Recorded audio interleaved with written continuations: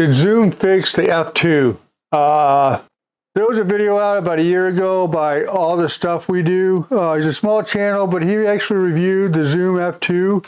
There was a lot of problems with it, and he made that video back in January. Well, I had ordered this thing and then watched this video. Big mistake, right? So I was actually looking for another audio recorder, something to get me by until I can get the one that I want.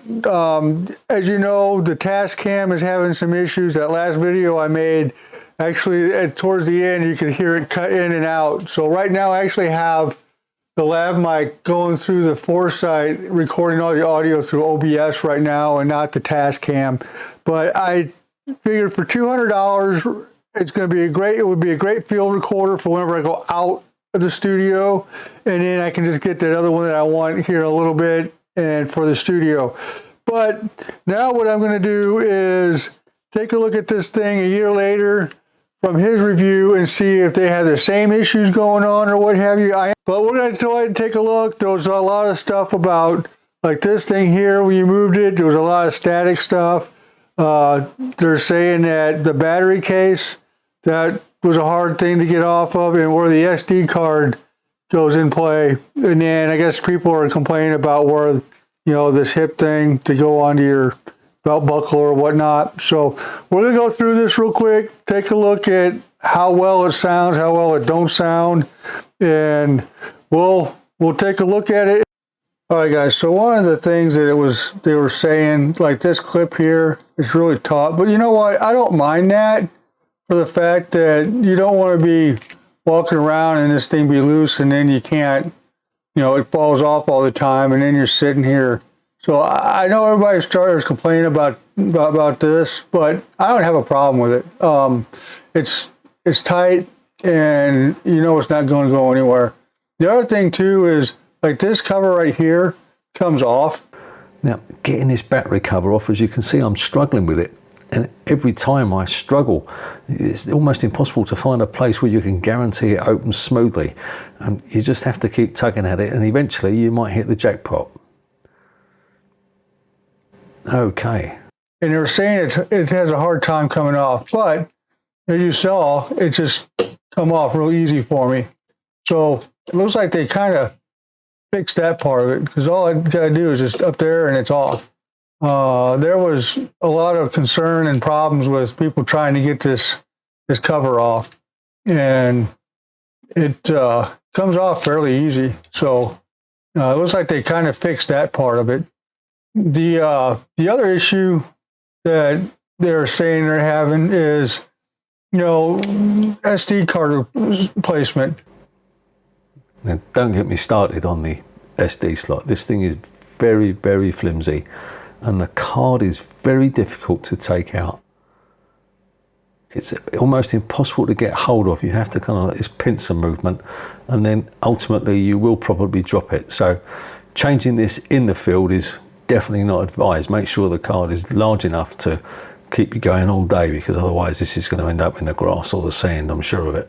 Yeah, it's in a really, really, really bad place. So trying to get that thing out is a pain in the rear end. So, needle on the record.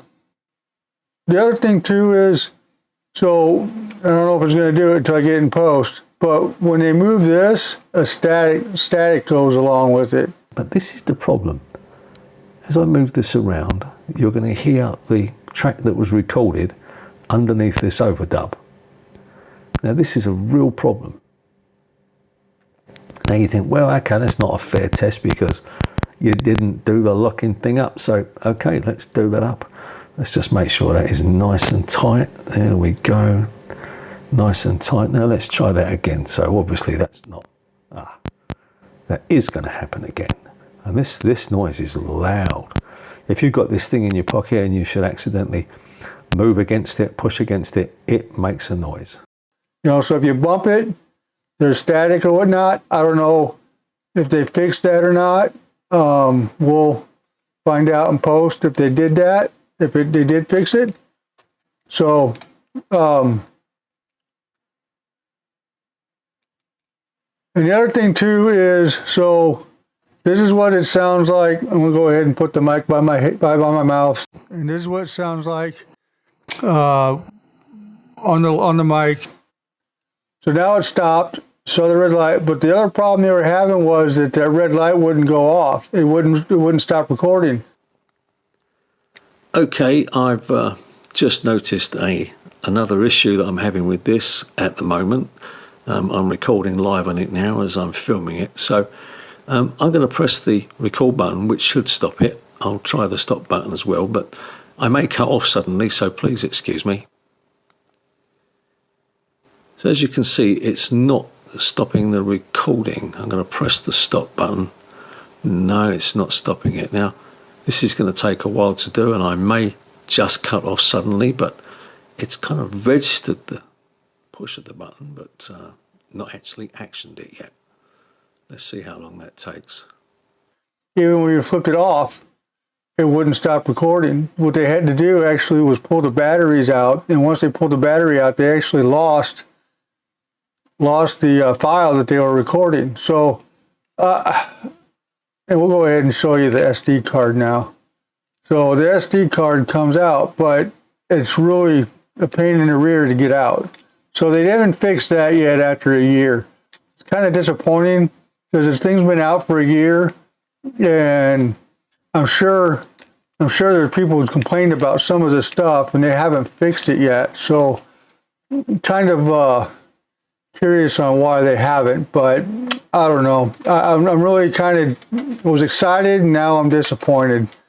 So that about sums that up. We'll do the final take and give you my 3 cents, and we'll just go from there.